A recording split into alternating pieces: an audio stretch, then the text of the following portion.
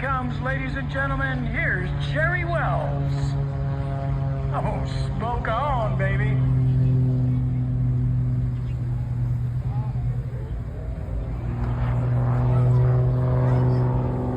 Now, this airplane, the Bucher BU-133, was a development of the Bucher BU-131 Youngman two-seat basic trainer. First flown in 1935 by Louise Hoffmann, first female works pilot in Germany. It was slightly smaller than the 131 Youngman. The aircraft showed astonishing agility at its first public appearance, the 1936 International Aerobatic Championship at Rangsdorf.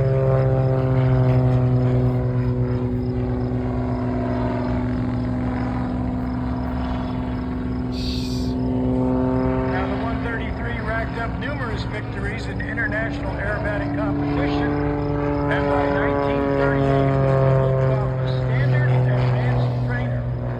At the Brussels meet that year, a three-man Luftwaffe team made a strong impression on Reichsmarshal Hermann Goering. Ordered a nine-man team be formed. It dazzled the crowds at the International Flying Meet in Brussels the next year. The Youngmeister design remained competitive in international aerobatic competition into the 1960s.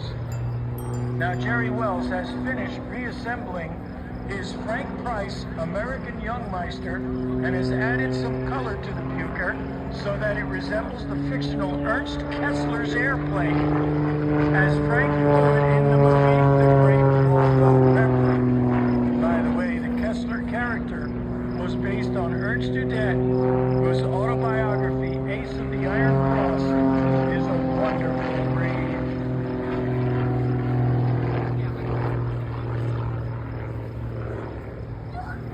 As you can see, the airplane is very maneuverable, but there is one major difference between this and the airplane that the Germans were using back in World War II. For one thing, this has a modern engine up front.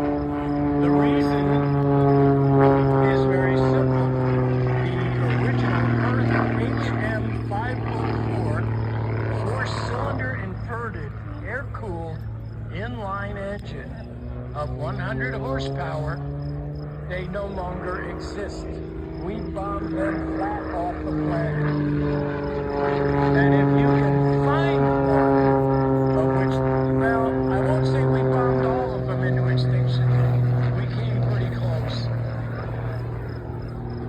If you can find one, more than likely you're going to pay an arm and a leg for it, and parts for it are going to be near impossible to get, especially critical items like pistons.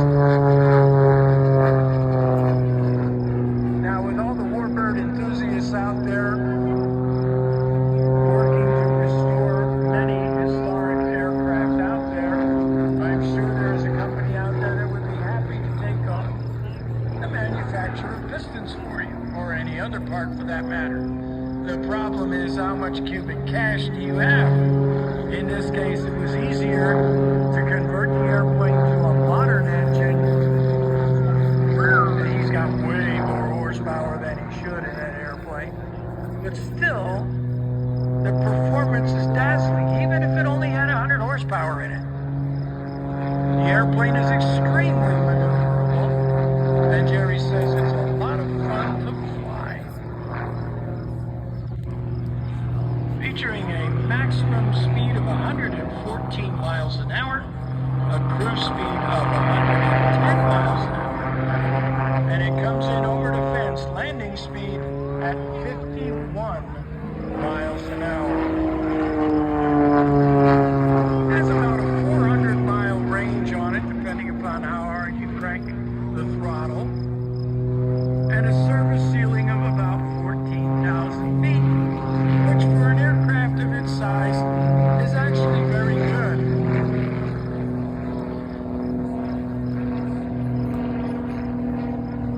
Now, once again, this was the advanced trainer that the Luftwaffe used for its pilots back in World War II.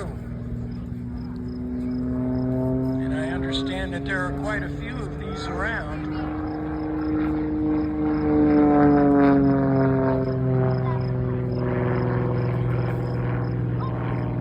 Alright, there he goes. He's going to go for some altitude there as he kicks the controls around. Notice the maneuverability of this aircraft, and also how close Jerry Wells can keep the airplane into us, which means you should be able to get some decent pictures of it. Now, I know somewhere in this routine he's more than likely going to do a photo pass and let you take a pretty good look at this airplane.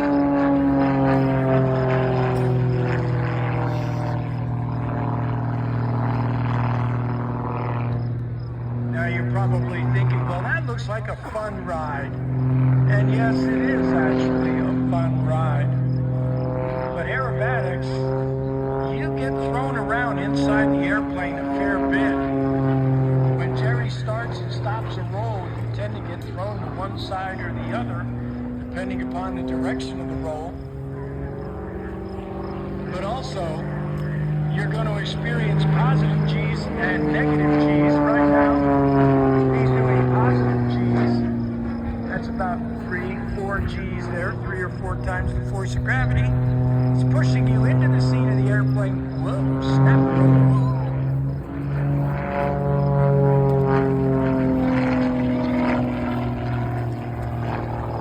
It also goes the other way. There are negative G's as well. Now you're going to see a little negative G's right there as he's weightless at the top of this. That's a half Cuban 8 there. Positive G's will push you into the seat of the aircraft. The negative G's are going to want to throw you out of the cockpit. The only thing that's going to be holding you in there are your lap belts and your shoulder harness.